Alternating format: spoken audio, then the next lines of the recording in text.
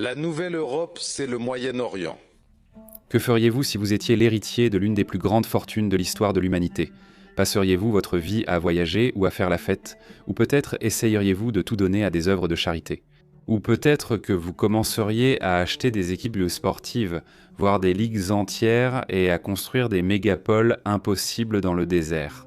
Voici Mohammed Ben Salman né. Il est le roi en attente d'Arabie Saoudite.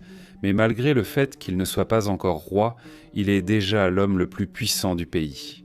Depuis qu'il a été nommé prince héritier en 2017, il s'est attelé à transformer l'Arabie Saoudite et à modifier fondamentalement la géopolitique du Moyen-Orient.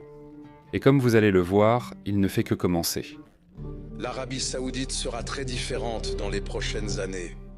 C'est une histoire d'intrigue politique qui se déroule dans un pays où les mégapoles du futur rivalisent d'espace avec les sites les plus sacrés de l'islam.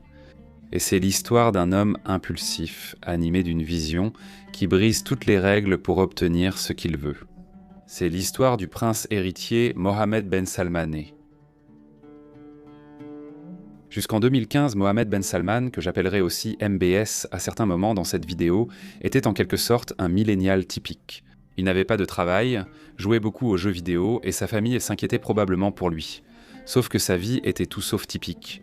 Sa famille se trouvait justement à diriger l'Arabie Saoudite d'une main de fer. Pourtant, Mohammed n'était pas vraiment sur le radar des autres diplomates étrangers. Mais tout a changé le 23 janvier 2015, car c'est à ce moment-là que l'oncle de MBS, le roi Abdallah, est décédé. Ce matin, de nouvelles inquiétudes émergent sur l'avenir du Moyen-Orient après la mort du roi Abdallah d'Arabie Saoudite, proche allié américain. Son successeur assure qu'il n'y aura pas de changement politique majeur. La ligne de succession était claire. Le frère cadet d'Abdallah et père de MBS, Salman, était déjà prince héritier. Chacun des 7 rois d'Arabie Saoudite vient de la même famille, les Saoud. Le patriarche de la famille, Abdelaziz ben Abdelrahman al-Saoud, mieux connu sous le nom d'Ibn Saoud, a capturé la ville de Riyad lors d'un raid audacieux au début de 1902. Après 30 ans de conflits et de conquêtes, y compris entre les empires britanniques et ottomans. Saoud a fondé le royaume d'Arabie Saoudite, avec Riyad comme capitale, en 1932. La dynastie Saoud est un fait central de la vie en Arabie Saoudite. En fait, non seulement les 7 rois sont issus de la même famille, mais les 6 qui ont succédé à Ibn Saoud ont tous été ses fils. Bien qu'il n'ait jamais eu à se soucier des élections, il est monté sur le trône à un moment quelque peu délicat pour l'Arabie Saoudite. La première moitié des années 2010 n'aurait vraiment pas pu être pire. À partir de 2010, le président américain Barack Obama a décidé de se détourner du Moyen-Orient pour se tourner vers l'Asie. Dans le cadre d'un rééquilibrage stratégique vers une région qui allait probablement devenir l'épicentre des affaires mondiales les plus importantes du XXIe siècle, les économies régionales bénéficieront aux travailleurs, consommateurs et entreprises de tous nos pays. Le retrait du Moyen-Orient n'était, à bien des égards, pas une surprise. 2 guerres en Irak et en Afghanistan avaient coûté aux États-Unis du sang, des ressources et du prestige. Mais ce changement restait inconfortable pour les Saoudiens, historiquement appuyés sur les États-Unis pour leur sécurité. Pourquoi les États-Unis étaient-ils un allié aussi fiable et un garant de la sécurité pour l'Arabie Saoudite? En un mot, le pétrole. Depuis que le puits numéro 7 de Dammam a commencé à produire des quantités commerciales, le pays s'est construit sur cette ressource. Aujourd'hui, l'Arabie Saoudite détient les plus grandes réserves de pétrole conventionnel, le plus grand champ pétrolifère, la principale installation de traitement, le plus vaste oléoduc et la plus grande plateforme de chargement. Et pendant presque toute la guerre froide, elle était le plus grand producteur et exportateur du monde. Des quantités inimaginables de pétrole saoudien alimentant les voitures, les avions et les usines ont contribué à soutenir l'ascension des États-Unis au statut de superpuissance après la Seconde Guerre mondiale. Le flot de pétrole était si vaste et ses effets si profonds qu'il a rendu l'alliance américano-saoudienne suffisamment forte pour survivre. La révélation que 15 des 19 pirates de l'ère du 11 septembre étaient un Saoudien. Quant à l'Arabie Saoudite, l'alliance avec les États-Unis l'a aidé à accroître sa puissance et son influence à une époque où de nombreuses puissances traditionnelles, notamment l'Égypte et l'Iran, perdaient pan la leur. Cependant, les États-Unis étaient sur le point de faire leur propre découverte géologique majeure, une découverte qui allait transformer à jamais les calculs de cette alliance. La découverte d'un vaste gisement de pétrole piégé dans la roche de schiste, ainsi que le développement de la technologie nécessaire pour l'extraire, ont transformé les États-Unis en premier producteur mondial. L'autosuffisance énergétique est passée d'un rêve irréalisable à une réalité, et cela a soulevé une question embarrassante. Si les États-Unis n'avaient donc plus besoin de pétrole, avaient-ils vraiment besoin de l'Arabie saoudite ? Je sais que c'est la première révolution arabe du XXIe siècle. Le déclenchement des soulèvements du printemps arabe à travers le Moyen-Orient a été un sérieux avertissement pour la famille royale saoudienne. Leur emprise sur le pouvoir n'a jamais été menacée. Mais c'était un signe que les gens commençaient à remettre en question le contrat social fondamental de la stabilité sans démocratie, qui avait longtemps prévalu dans de nombreux pays arabes. Et puis les choses ont empiré. Aujourd'hui, après 2 ans de négociations, les États-Unis, avec nos partenaires internationaux, ont accompli quelque chose que des décennies d'animosité n'avaient pas permis, un accord global et à long terme avec l'Iran qui l'empêchera d'obtenir une arme nucléaire. L'annonce par le président Obama d'un accord nucléaire avec l'Iran a été considérée comme un coup diplomatique par la classe internationale technocratique. Pour eux, toute satisfaction que le régime iranien soit empêché d'obtenir des armes nucléaires était contrebalancée par le fait qu'il négociait d'égal à égal avec les États-Unis. Dire que l'Iran et l'Arabie saoudite ne sont pas amis serait un euphémisme. La famille royale saoudienne adhère à une forme puritaine de l'islam sunnite appelée salafisme, également connu sous le nom de wahhabisme, qui met l'accent sur un culte monothéiste pur. Le régime iranien, quant à lui, pratique l'islam chiite. La rivalité entre sunnites et chiites remonte au prophète Mahomet. Et même s'il n'y a pas le temps d'entrer dans les détails, on peut dire que c'est très important. La deuxième raison pour laquelle l'Arabie saoudite et l'Iran ne s'entendent pas, c'est l'énergie. Non seulement les deux pays sont de grands exportateurs de pétrole et de gaz, mais ils ont aussi des priorités différentes. L'Arabie saoudite possède des réserves plus importantes et une population plus petite. Historiquement, ses dirigeants ont préféré adopter une vision à long terme des choses et à privilégier la stabilité des prix sur le marché pétrolier, même si cela signifiait des profits moindres à court terme. L'Iran, en revanche, souhaite que les prix du pétrole soient aussi élevés que possible. Les sanctions ont paralysé son économie et provoqué des troubles sociaux. Ainsi, bien qu'ils soient membres du cartel pétrolier de l'OPEP avec l'Arabie saoudite, les religieux qui dirigent l'Iran enfreignent souvent leur politique afin d'optimiser leur économie locale. L'énergie et la religion sont liées au troisième facteur, le plus important, qui alimente la rivalité entre l'Iran et l'Arabie saoudite. Leur lutte continue pour la suprématie régionale. Les deux pays se sont retrouvés dans des camps opposés dans presque tous les conflits du Moyen-Orient depuis des décennies. Ajoutez à cela l'alliance de l'Arabie saoudite avec les États-Unis et celle de l'Iran avec la Russie, et vous obtenez quelque chose qui ressemble à une guerre froide dans le désert brûlant. Donc, en résumé, l'Arabie saoudite et le roi Salman faisaient face à un ensemble énorme de défis. L'un des premiers actes du roi Salman a été de nommer son 7e fils, Mohammed, ministre de la Défense. MBS n'avait même pas 30 ans, selon les normes gériatriques de la politique saoudienne. C'était un gamin. Et il avait l'impulsivité de quelqu'un qui ne s'était pas encore retrouvé confronté aux réalités complexes de la géopolitique. Lorsqu'il est devenu ministre de la Défense, une guerre civile au Yémen s'était intensifiée au point que les rebelles Houthis avaient pris la capitale. Les Houthis étaient soutenus par l'Iran et la dernière chose que l'Arabie saoudite souhaitait, c'était un État client iranien à sa frontière sud. Mohammed Ben Salmané a agi rapidement. Il a mobilisé une coalition composée principalement de pays du Golfe, soutenue par les États-Unis, pour bombarder les Houthis, imposer un blocus naval et déployer des forces terrestres au Yémen. Il s'attendait à une victoire rapide, mais lorsque cela a échoué, il n'a pas été découragé de poursuivre d'autres objectifs de politique étrangère.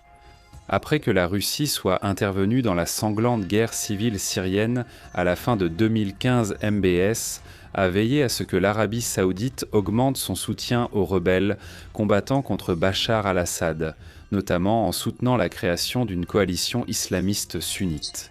Ce siècle Une règle opérationnelle sera mise en place à Riyad pour coordonner et soutenir la lutte contre le terrorisme dans plusieurs régions du monde islamique, démontrant la vigilance de ce dernier. Il peut donc être un partenaire collectif dans la lutte contre ce fléau. L'escalade agressive des deux conflits a eu d'importantes répercussions humanitaires. Les actions de MBS étaient remarquées à la fois par les dirigeants du pays et par ses rivaux. En janvier 2016, des foules ont pris d'assaut l'ambassade et le consulat saoudien en Iran. Ils réagissaient à l'exécution massive par l'Arabie saoudite, plus tôt dans la journée, de 47 prisonniers dont un influent religieux chiite qui avait appelé à des élections libres. Les manifestants ont scandé « Mort aux Al-Saoud », lancé des cocktails Molotov et pénétré dans l'enceinte. Lorsque les forces de sécurité ont dispersé les manifestants, près de 100 personnes étaient mortes.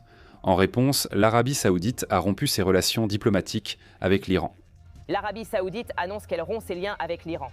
Cela a marqué une détérioration dangereuse d'une relation déjà tendue. Mais le roi Salman a adoré cela. Là où les gens voyant les actions de son fils comme maladroites et imprudentes, ils les voyaient comme audacieuses et décisives. Bien qu'ils soient à l'abri de toute forme d'élection populaire, les dirigeants saoudiens comprennent les défis systémiques auxquels le royaume est confronté. Comme tant de choses en Arabie saoudite, tout se résume au pétrole.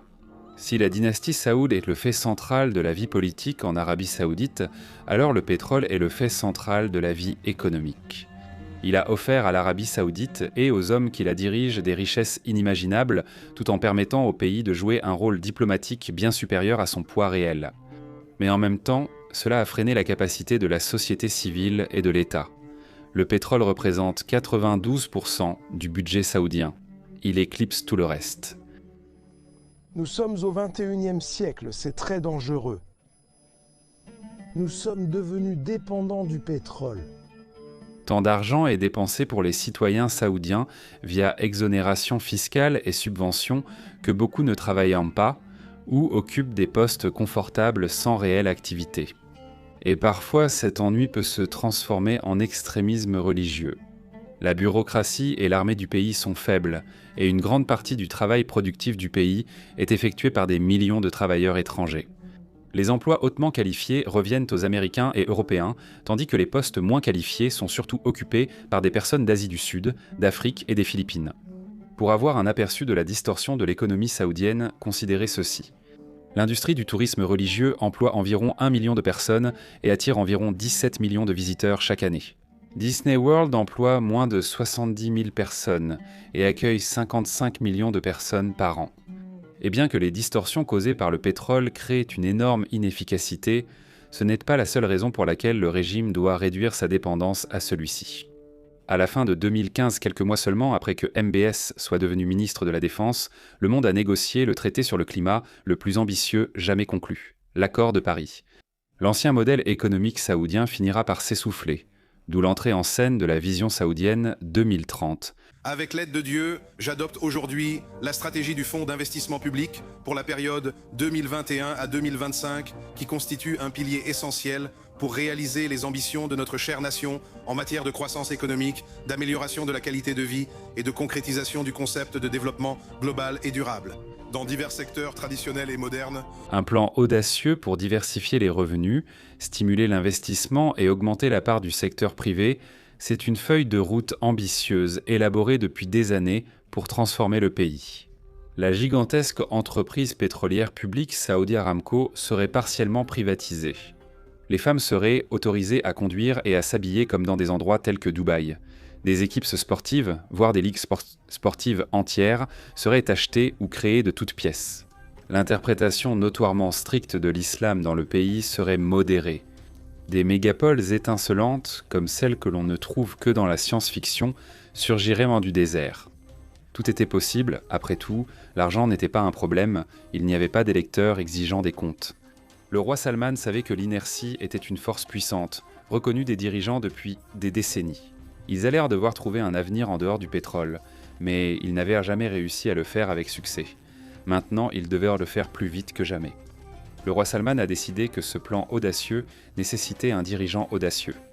Ainsi, l'annonce de la vision saoudienne 2030 en avril 2016 a été accompagnée d'une autre annonce. Mohammed Ben Salman serait responsable de sa mise en œuvre.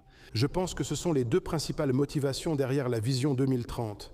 Éliminer les défis auxquels nous sommes confrontés et exploiter les opportunités inexploitées qui pourraient être représentées jusqu'à 90% de la situation actuelle. Et nous continuons à croître et à prospérer en rivalisant sur tous les fronts à travers le monde. Superviser la vision 2030 signifiait que Mohammed Ben Salmané était responsable de la modernisation économique et sociale de son pays. Il accumulait rapidement plus de pouvoir que presque n'importe qui au sein du gouvernement. L'année suivante, il a été nommé prince héritier. Mohammed Ben Salmané avait intensifié le rôle de l'Arabie saoudite dans 2 guerres civiles et pris le contrôle d'une vaste refonte économique et sociale de son pays. Sans même être l'héritier présomptif, le roi Salman avait auparavant ignoré son fils au profit de son neveu, Mohammed Ben Nayef. Mais le 21 juin 2017, Ben Nayef a été démis de ses fonctions par décret royal. Ce n'était pas exactement un transfert de pouvoir fluide ou volontaire. Le New York Times a rapporté que Ben Nayef a été retenu contre son gré et soumis à des pressions pendant des heures pour renoncer à sa prétention au trône. Pour ajouter l'insulte à l'injure, ses comptes bancaires ont été gelés et il a été placé en résidence surveillée pendant plus d'1 mois. Un responsable saoudien anonyme a qualifié cette histoire de pure fantaisie, digne d'Hollywood. Ou peut-être que le 7e fils du roi Salman, qui était déjà vice-prince héritier, appliquait la même stratégie ultra-agressive à la politique intérieure qu'il avait adoptée pour les affaires étrangères. Quoi qu'il en soit, MBS a été nommé prince héritier moins de 2 ans et demi après avoir été nommé ministre de la Défense. Il était le roi en attente. Presque immédiatement, il s'est allié à Mohammed Ben Zayed, le prince héritier des Émirats arabes unis, pour provoquer une crise diplomatique dans le voisin Qatar. Une coalition de pays dirigée par l'Arabie saoudite a rompu les relations diplomatiques avec le petit Émirat, invoquant leur soutien au terrorisme, leur ingérence dans les affaires intérieures d'autres pays et le maintien de relations avec l'Iran. En matière de financement du terrorisme et d'ingérence politique, l'Arabie saoudite n'était pas coupable. Mais ce n'était pas l'objectif. MBS et Ben Zayed voulaient simplement installer un régime plus docile dans un pays qui devenait de plus en plus un rival pour les investissements étrangers. Mais le prince couronné ne pouvait échapper aux pressions politiques internes. La vaste famille royale a été choquée par la rapidité perturbatrice des changements et consternée par ces mésaventures à l'étranger. La guerre civile au Yémen, que MBS pensait être une victoire rapide qui renforcerait son prestige et celui de l'Arabie saoudite, s'est au contraire transformée en bourbier et en cauchemar humanitaire. Le blocus de l'Arabie saoudite a directement conduit à une famine dévastatrice. On estime que 50 000 enfants yéménites sont morts de faim en 2017. Et pourtant, les rebelles houthis étaient toujours dans la capitale. Ben Salman savait que l'échec au Yémen rendait sa prise de pouvoir précaire. Après tout, qu'est-ce qui empêchait ses rivaux de se retourner contre lui et d'être aussi agressifs qu'ils l'avaient été ? Il devait agir vite avant de perdre complètement le pouvoir. Le 24 octobre, agissant en tant que ministre du plan Vision 2030, Mohammed Ben Salmané a accueilli un public de princes, de ministres et d'hommes d'affaires au Ritz-Carlton de Riyad. Ils étaient là pour l'annonce de Neom, un méga-projet de 500 milliards de dollars qui comprenait une ville linéaire. Beaucoup d'entre eux sont restés dans ou près de l'hôtel les jours suivants pour se détendre et réseauter. C'est alors que MBS a fait son coup. Appelez ça une surprise, un bouleversement du samedi soir. La télévision d'État saoudienne a rapporté que 11 princes, 3 ministres en poste et des dizaines d'anciens ministres ont été arrêtés. Il a ordonné à la direction des hôtels de cesser de prendre de nouvelles réservations et de mettre les clients dehors. En même temps, il a ordonné à l'aéroport de clouer au sol tous les jets privés. Il a ensuite détenu jusqu'à 500 personnes, y compris son rival le prince Moutaïb Ben Abdallah, à l'intérieur du Ritz-Carlton. MBS, en collaboration avec les banques saoudiennes, a confisqué des actifs d'une valeur de plusieurs milliards de dollars. En théorie, il s'agissait de lutter contre la corruption, mais ce mot perd beaucoup de son sens dans un pays où une seule famille est incroyablement riche et contrôle tout. Il s'agissait de pouvoir, de qui le détenait et de qui ne l'avait pas. La menace était évidente. MBS avait arrêté ses rivaux et tout ce qu'il avait fait, c'était de leur faire vider leurs poches. Il aurait pu faire bien pire. Cette purge audacieuse a renforcé son contrôle sur les forces de sécurité saoudiennes et a donc consolidé son propre statut en tant que personne la plus puissante d'Arabie saoudite. Mais il n'en avait pas fini, loin de là, car même si MBS avait effectivement mis ses rivaux politiques sur la touche, il avait encore des opposants, journalistes, religieux, défenseurs des droits de l'homme et hommes d'affaires, en d'autres termes, des personnes libres d'exprimer leur opinion. MBS savait qu'il n'arrêterait pas de le critiquer simplement parce qu'il le leur demandait gentiment. Alors à la place, il les a fait arrêter lors de vastes répressions. Certains ont été relâchés, tandis que d'autres croupissaient derrière les barreaux. Les arrestations ne semblaient pas atténuer l'enthousiasme de l'Occident pour MBS. Donald Trump a visité Riyad lors de son premier voyage à l'étranger comme président des États-Unis. Des portraits médiatiques allant de la curiosité à l'admiration ont été écrits sur le programme de réforme de MBS. Il a même visité la Silicon Valley, où il a rencontré des dirigeants comme Tim Cook et Sundar Pichai. Peut-être que ce n'était pas tant de l'enthousiasme que l'espoir que MBS puisse maîtriser sa nature plus impulsive. Mettre en place de vraies réformes internes significatives et aider à jouer un rôle dans la réduction des conflits qui balaient le Moyen-Orient. Un critique qui n'a jamais été convaincu était le journaliste Jamal Khashoggi. Dans son travail, il a présenté un récit très différent de celui avancé par MBS et ses partisans, écrivait Khashoggi, à propos des arrestations, de la répression, des exécutions, du besoin de réforme.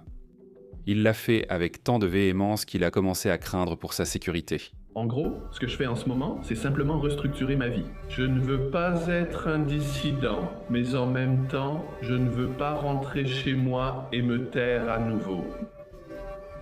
Alors il est parti en exil volontaire aux États-Unis, où il a commencé à écrire pour le Washington Post. Mais ce n'est pas parce qu'il a quitté l'Arabie saoudite que son journalisme l'a fait.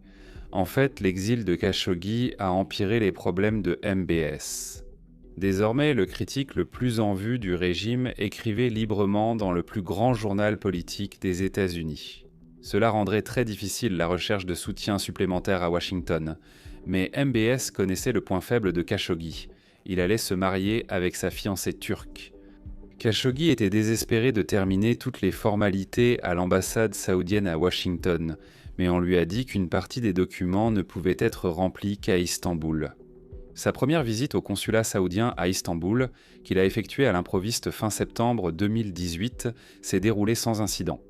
Les responsables de l'ambassade lui ont dit de revenir le 2 octobre avant le lever du soleil.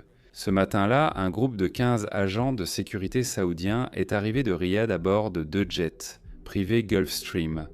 Les caméras ont montré que les hommes sont entrés au consulat vers midi. Jamal Khashoggi est arrivé 1 heure après avec sa fiancée. Il est entré dans le consulat, mais il n'en est jamais ressorti. Il a fallu du temps pour que la vérité éclate, 18 jours. Les responsables saoudiens ont nié que Jamal Khashoggi soit même décédé dans le consulat, mais le gouvernement turc l'avait secrètement mis sur écoute. Ils avaient des enregistrements de ces derniers instants. C'est Jamal Khashoggi, je suis vraiment en train d'étouffer. Laissez-moi, je ne peux pas respirer. Malheureusement, ses bourreaux lui ont ôté la vie là-bas en 5 minutes. Dès qu'il est entré dans le consulat, l'équipe de 15 personnes a torturé et étranglé Jamal Khashoggi dans une pièce à l'arrière. Ils ont découpé son corps en morceaux avec une scie à os. Ils ont fait passer ses restes en contrebande jusqu'à la maison du consul général, où ils ont été incinérés dans un barbecue. En novembre de l'année suivante, la CIA avait conclu que Mohammed Ben Salmaneh avait personnellement ordonné l'opération. Après l'assassinat, plusieurs autres militants saoudiens exilés ont rapporté que le régime avait tenté de les attirer dans leurs ambassades à travers le monde. Une source anonyme ayant connaissance des opérations de renseignement saoudiennes a déclaré que le meurtre faisait partie d'un effort plus large visant à faire taire les critiques du régime saoudien. L'assassinat barbare de Jamal Khashoggi a été un tournant majeur pour les relations de l'Arabie saoudite avec le reste du monde. Les dirigeants occidentaux, les diplomates et les journalistes ont réagi avec horreur. Aux États-Unis, cet assassinat a renforcé les doutes que les milieux des affaires étrangères et des droits de l'homme nourrissaient depuis des années quant à la véritable valeur de l'alliance américano-saoudienne. L'Union européenne et les États membres de l'UE individuellement ont été indignés. Que l'assassinat de Cemal Khashoggi fasse toujours la une de l'actualité. Cela doit continuer. Parce que c'est exactement ce qui va les agacer au plus haut point et être ce moustique dans la tente dont ils ne pourront jamais se débarrasser. Pour commencer, le gouvernement saoudien a désespérément tenté de nier les accusations. Plus important encore, c'est ce que le gouvernement saoudien a fait ensuite pour tenter de redorer son image aux yeux de l'Occident. Dans le cadre de la stratégie Vision 2030, le gouvernement saoudien, avec son immense fonds souverain, investit des milliards de dollars pour transformer le monde du sport d'élite. Ils ont acquis une équipe de Premier League et créé un circuit de golf rival attirant plusieurs grands joueurs du PGA Tour. Ils ont créé un Grand Prix de Formule 1 d'Arabie Saoudite, signé Cristiano Ronaldo comme joueur dans la Saudi Pro League, signé Lionel Messi comme ambassadeur du tourisme et fait une offre de 1,1 milliard de dollars pour Kylian Mbappé. Et ce ne sont que les plus grands succès. Quand on lui demande pourquoi l'Arabie Saoudite investit autant dans le sport, Mohammed Ben Salman répond que c'est pour accroître les revenus du tourisme, mais cette explication n'est pas très logique. Comment l'achat d'un club de football du nord-est de l'Angleterre augmente-t-il le tourisme en Arabie Saoudite ? Et franchement, même si certains de ces accords semblent être de très bonnes affaires, ils restent relativement modestes selon les standards saoudiens. L'Arabie Saoudite investit massivement dans le sport pour permettre à Mohammed Ben Salman de présenter son royaume comme moderne et tourné vers l'avenir. Les critiques appellent cela le sport-washing. Ils disent que c'est un écran de fumée destiné à cultiver un sentiment positif envers le régime saoudien tout en détournant l'attention des violations des droits de l'homme. Mais les investissements de l'Arabie Saoudite sont principalement destinés aux publics occidentaux, car plus près de chez eux, au Moyen-Orient, la réaction au meurtre de Khashoggi a été beaucoup plus discrète. Pour la plupart des gens dans la région, l'assassinat n'a rien appris de nouveau sur MBS. Cela n'a fait que souligner ce que ses interventions au Yémen, en Syrie et sa crise diplomatique fabriquée au Qatar avaient déjà démontré. Il était imprudent. Mais il y a deux pays dont nous n'avons pas vraiment parlé jusqu'à présent. Ils ne sont pas au Moyen-Orient, ils ne sont pas en Occident. Ils se préoccupent peu des violations des droits de l'homme. Et ils ont vu dans l'ascension de MBS une opportunité de gagner leur propre avantage géopolitique. Bien sûr, je parle de la Russie et de la Chine, commençons par la Russie. Leur relation avec l'Arabie Saoudite était tendue depuis des décennies. La Russie se souvenait du soutien des Saoudiens aux Moudjahidines pendant la guerre soviéto-afghane, tandis que l'Arabie Saoudite se méfiait de l'alliance de la Russie avec l'Iran, et les deux pays étaient sur des camps opposés dans la guerre civile syrienne. Mais parfois, certains événements révèlent des intérêts mutuels étroits.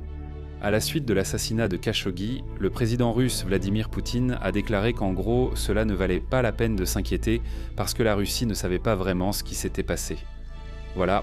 Nous disons qu'il y a eu un meurtre commis à Istanbul, mais aucune mesure n'a été prise. Adopter une approche unifiée face à ce genre de problème. Aucune mesure n'est prise. Son secrétaire de presse a ensuite précisé qu'il n'y avait aucune raison de ne pas croire la version officielle saoudienne des faits. Ce n'était pas la première fois que Poutine rendait un service diplomatique à MBS non plus. Il s'est abstenu de critiquer l'intervention menée par l'Arabie Saoudite au Yémen et s'est limité à une diplomatie cordiale. Les deux dirigeants avaient déjà commencé à collaborer depuis plus de 2 ans. En septembre 2016, ils se sont rencontrés en marge du sommet du G20 en Chine pour discuter d'une coopération visant à réduire la production de pétrole et à faire monter les prix. Au départ, la coopération ne devait durer que pendant la première moitié de 2017, mais les deux nations ont rapidement accepté de la prolonger. Cela n'a pas toujours été un long fleuve tranquille. Il y a eu une brève guerre du pétrole entre les deux pays en 2020, mais on peut dire que les choses sont revenues à la normale. En 2021, lors d'une exposition d'armement près de Moscou, l'Arabie Saoudite et la Russie ont signé un accord de coopération militaire. Passons à la Chine. La Chine est le plus grand partenaire économique de l'Arabie Saoudite depuis 2014 étant la première source de pétrole pour la Chine. Mais les relations ont atteint un nouveau niveau depuis que MBS est devenu prince héritier. D'une part, il a publiquement soutenu les politiques de la Chine au Xinjiang, où plus d'1 million de musulmans ouïghours ont été forcés dans des camps de détention et de rééducation sous prétexte de lutte contre le terrorisme. Peu de temps après, les deux pays ont entamé des discussions pour aligner la stratégie Vision 2030 de l'Arabie Saoudite avec l'initiative chinoise des nouvelles routes de la soie. En conséquence, la valeur des échanges commerciaux entre les deux pays a augmenté de 70% entre 2017 et 2021. Fin 2022, lors d'une visite d'État de Xi Jinping, la Chine et l'Arabie saoudite ont annoncé qu'elles élevaient leurs relations au statut de partenariat stratégique global. Faire progresser ce partenariat, promouvoir des intérêts communs et contribuer à la paix et à la sécurité internationale. Nous sommes convaincus que les résultats positifs de cette rencontre auront un impact très significatif. Le niveau le plus élevé dans le classement officiel de la Chine concernant ses relations avec d'autres pays se rapproche et les intérêts mutuels de l'Arabie saoudite avec la Russie et la Chine commencent à se révéler. La Chine a besoin de beaucoup d'énergie pour atteindre son objectif de dépasser les États-Unis en tant que première puissance mondiale. Et Xi ne se soucie pas de la provenance de ce pétrole. Alors que la Russie soutient tous les efforts visant à augmenter ses revenus grâce aux exportations de pétrole et de gaz, en particulier après l'invasion de l'Ukraine. Quant à l'Arabie saoudite et Mohammed Ben Salman, il veut le commerce et les partenariats qui peuvent concrétiser sa vision 2030. Il veut des armes à la fois pour protéger l'Arabie saoudite de ses rivaux régionaux et pour équiper ses alliés dans les conflits étrangers. Et il veut être pris au sérieux. En tant qu'acteur géopolitique, le renforcement des relations bilatérales entre l'Arabie saoudite, la Russie et la Chine est un véritable succès. Mais en même temps, ces relations n'ont réellement été possibles qu'en raison de l'affaiblissement de la relation entre l'Arabie saoudite et les États-Unis. Donald Trump était beaucoup plus amical envers l'Arabie saoudite, à tel point qu'il en a fait sa première visite à l'étranger en tant que président. Plus tard, durant sa présidence, il ira jusqu'à faire l'éloge de la purge du Ritz-Carlton. Et il a semé le doute sur l'implication de Ben Salman dans l'assassinat de Khashoggi, malgré des preuves contraires de la CIA. Pour l'Arabie saoudite, avoir Trump comme président signifiait moins de questions gênantes sur les droits de l'homme, plus de vente d'armes et la fin brutale de l'accord nucléaire iranien. Cette recherche effrénée de l'intérêt personnel mutuel convenait parfaitement à Mohammed Ben Salman. Pour la première fois depuis son ascension au pouvoir, l'Occident le traitait comme un véritable partenaire de négociation, et ils allaient en être récompensés. 2 mois avant l'élection de 2020 entre Trump et Biden, une annonce historique allait changer à jamais le paradigme de la politique au Moyen-Orient. Dans la première étape de ce qui allait bientôt être connu sous le nom des accords d'Abraham, Israël et les Émirats arabes unis, dirigés par l'ami de MBS, Mohammed Ben Zayed, ont accepté de normaliser leurs relations diplomatiques en échange de la suspension par Israël de l'annexion de la Cisjordanie. C'était un événement majeur. Les Émirats arabes unis étaient seulement le 3e pays arabe à normaliser leurs relations avec Israël, après l'Égypte et la Jordanie. 1 mois après cette grande annonce, Bahreïn est devenu le 4e. Les accords d'Abraham ont marqué un changement fondamental dans les alliances politiques du Moyen-Orient.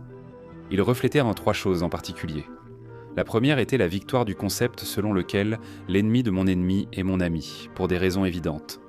Les relations entre Israël et les pays arabes ont toujours été tendues, mais Israël et les pays musulmans sunnites avaient un ennemi commun encore plus grand, l'Iran. La normalisation des relations était la première étape vers la coordination d'une réponse à l'influence iranienne. La deuxième était celle-ci. Cela a marqué la plus grande avancée jusqu'à présent dans le déclin progressif de la solidarité arabe envers la cause de l'État palestinien. Pour la première fois, en gros, des pays arabes ont signé un document qui reconnaissait l'annexion de facto de la Cisjordanie par Israël. Ils n'ont pas demandé l'arrêt des colonies, juste leur suspension temporaire. Le 3e changement dans la région que les accords d'Abraham ont saisi, c'est la réémergence historique de dirigeants et de politiques nationalistes. Et sachez bien que je condense beaucoup de choses en seulement quelques phrases ici. Le panarabisme ou nationalisme arabe a été une force idéologique très puissante dans la région. C'est l'idée que tous les peuples arabes constituent une seule nation. En 1958, l'Égypte et la Syrie se sont effectivement unis pour former un tout nouvel État.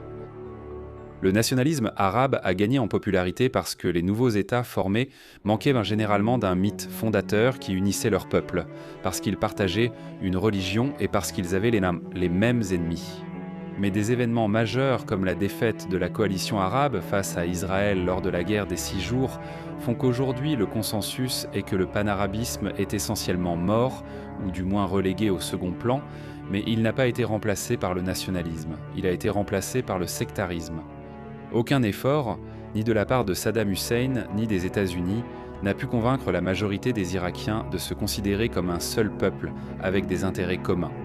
Ils n'étaient pas simplement irakiens, ils étaient des Irakiens sunnites ou des Irakiens chiites, ou considéraient le conflit par procuration de longue date entre l'Iran, représentant l'islam chiite, et l'Arabie saoudite, berceau de l'islam sunnite. Mohammed Ben Salman savait parfaitement que les conflits sectaires affaiblissent les pays arabes. Après tout, c'est pour cela qu'il est intervenu au Yémen et en Syrie. Et il le savait aussi. Historiquement, il avait été difficile d'apprendre aux citoyens des nations arabes, en particulier à ceux qui sont minoritaires dans leur propre pays face aux travailleurs immigrés, à penser en termes d'intérêts nationaux. Et Mohammed Ben Salman ne peut pas être faible, il doit étendre son propre pouvoir ainsi que celui de l'Arabie saoudite. Il ne laissera pas les journalistes, les rivaux politiques ou les puissances régionales secondaires se mettre en travers de son chemin. C'est un modernisateur qui veut bouleverser la politique du Moyen-Orient, ça nous le savons, mais la bouleverser. Moderniser, oui, mais dans quel but? La réponse à ces deux questions est d'une simplicité trompeuse. MBS est un nationaliste saoudien qui pense avant tout en termes d'intérêts saoudiens. Il n'est pas redevable aux idées du passé, comme le panarabisme ou le wahhabisme. Il regarde vers 2030 et au-delà, vers un avenir où l'Arabie saoudite sera stable, prospère et puissante. En juillet 2022, Joe Biden, qui a battu Donald Trump pour devenir président des États-Unis, a visité le Moyen-Orient. Il a rendu visite au plus proche allié de l'Amérique dans la région, Israël, puis il s'est rendu à Riyad pour rencontrer MBS. Cela a surpris tous ceux qui avaient vu Joe Biden promettre pendant sa campagne électorale de faire payer le régime saoudien pour l'assassinat de Jamal Khashoggi. Je serai très clair, nous n'allions en fait plus leur vendre d'armes. Nous allions en fait leur faire payer le prix et faire d'eux les parias qu'ils sont. Sauf que ce n'est pas ce qui s'est passé. Le geste du poing a été largement perçu comme Biden revenant sur sa promesse de campagne, voire s'inclinant devant MBS. Il a essentiellement dit que il n'en était pas personnellement responsable, j'ai indiqué que je pensais qu'il l'était. Qu'est-ce qui a changé ? L'invasion de l'Ukraine par la Russie a fait grimper les prix mondiaux du pétrole, tout en rendant les pays réticents à accepter les importations russes. Soudainement, les États-Unis, qui avaient un besoin de pétrole pour leurs alliés de l'OTAN, avaient un besoin que l'Arabie saoudite joue le jeu pour Mohammed Ben Salman et l'Arabie saoudite. Le check du poing était hautement symbolique.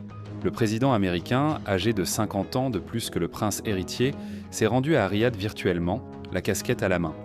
C'était humiliant pour Joe Biden et profondément satisfaisant pour Mohammed Ben Salman. Ne vous méprenez pas, l'Arabie saoudite a toujours besoin des États-Unis. Mais des événements comme le check du poing ou Mohammed Ben Salman snobant le secrétaire d'État Anthony Blinken, comme il l'a fait lorsque Blinken a tenté de persuader Mohammed Ben Salman de condamner les attaques terroristes du Hamas en Israël, nous montrent que les dynamiques de pouvoir dans la relation changent rapidement, d'une manière qui semblait totalement improbable il y a encore 10 ans. Une partie de la raison est le rapprochement croissant de l'Arabie saoudite avec la Russie et la Chine. Aucun de ces pays ne peut offrir au royaume les mêmes garanties de sécurité contre, par exemple, une bombe nucléaire iranienne. Mais ils peuvent aider l'Arabie saoudite à accomplir l'inattendu grâce à une diplomatie créative. En avril de cette année, les ministres des Affaires étrangères saoudiens et iraniens ont annoncé leur intention de rétablir les relations diplomatiques qui avaient été rompues après l'attaque contre l'ambassade saoudienne à Téhéran. Comme si cela n'était pas déjà assez surprenant, ils ont fait cette annonce à Pékin. L'accord a été négocié par la Chine. Tout à coup, l'impossible semblait possible au Moyen-Orient. Dans sa toute première interview en anglais avec Fox News, Mohammed Ben Salman a indiqué que l'Arabie saoudite et Israël sont sur le point de normaliser leurs relations diplomatiques. Chaque jour, nous nous rapprochons. Il semble que, pour la première fois, c'est sérieux. Nous allons voir comment cela évolue. L'Arabie saoudite ne sera pas le premier pays arabe à normaliser ses relations avec Israël, mais elle pourrait facilement être le plus important. Pourquoi Mohammed Ben Salman, l'architecte de la guerre désastreuse au Yémen, l'homme qui a fabriqué une crise diplomatique au Qatar, semble-t-il si déterminé à stabiliser les relations avec les principaux adversaires de son pays? La réponse, c'est que pour Mohammed Ben Salman, le chaos de ses débuts était un moyen d'atteindre ses objectifs. Il a utilisé les interventions dans les guerres étrangères pour asseoir sa propre légitimité politique, puis a éliminé ses rivaux pour le trône. Maintenant que son pouvoir dans le pays est incontesté, ses relations avec la Chine et la Russie se renforcent. Il est libre de porter son attention sur son véritable objectif, transformer l'Arabie saoudite en ce qu'il veut. Début octobre 2023, l'instance dirigeante du football, la FIFA, a annoncé que la Coupe du Monde 2030 serait partagée entre l'Espagne, le Portugal et le Maroc, avec des matchs supplémentaires disputés en Amérique du Sud. Le même jour, ils ont publié les directives pour le tournoi de 2034. Les candidatures s'étaient limitées aux régions d'Asie et d'Océanie. L'Arabie saoudite a candidaté quelques minutes après le début du processus. Les 6 dernières Coupes du Monde ont vu cette opportunité, donc la voir en 2034 chez nous et devant nos supporters en Arabie saoudite sera incroyable. Et à moins que le roi Salman ne parvienne miraculeusement à rester en bonne santé et au pouvoir, jusqu'en 2034, ce sera probablement son neveu, Mohammed Ben Salman, qui supervisera le tournoi en tant que roi. On se demande à quoi ressemblera l'Arabie saoudite à ce moment-là. Combien des mégapoles prévues auront été construites? À quel point l'économie sera diversifiée et quelle sera la liberté de son peuple? Le pays sera-t-il une force de stabilisation ou de destruction dans la région? Qui seront ses principaux alliés? De plus en plus, la réponse à ces questions sera décidée par un seul homme, Mohammed Ben Salman. Son règne nous rappelle que lorsque nous parlons du nouvel ordre mondial en mutation, ce changement est souvent impulsé par des individus dotés d'une vision et d'une soif insatiable de pouvoir.